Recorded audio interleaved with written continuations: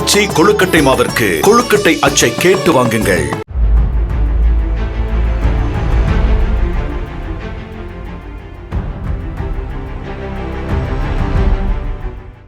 தமிழக காங்கிரஸ் செயற்குழு மாவட்ட தலைவர்கள், இளைஞர், மகளிர் காங்கிரஸ் நிர்வாகிகள் கூட்டம் சென்னை சத்தியமூர்த்தி பவனில் நேற்று நடந்தது.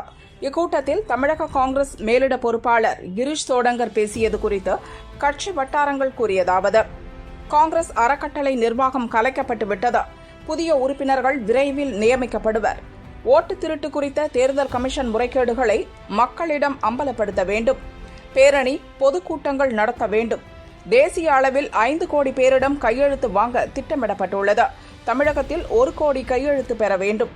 குறைந்தபட்சம் 100 தொகுதிகளில் காங்கிரஸ் பலமான கட்சியாக மாறும் வரை கடுமையாக உழைக்க வேண்டும்.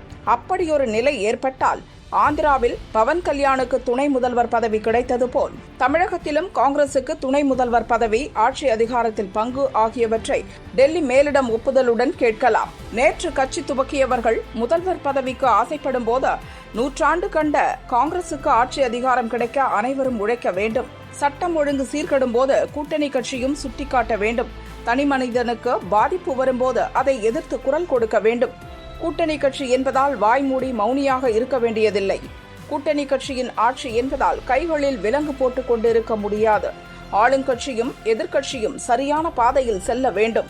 ஆளுங்கட்சி தவறான பாதையில் சென்றால் எதிர்க்கட்சியும் கூட்டணி கட்சியும் சுட்டிக்காட்டினால்தான் ஆளுங்கட்சியால் அதை சரி செய்ய முடியும் என கிரீஷ் சோடங்கர் பேசியதாக கட்சி வட்டாரங்கள் தெரிவித்தன.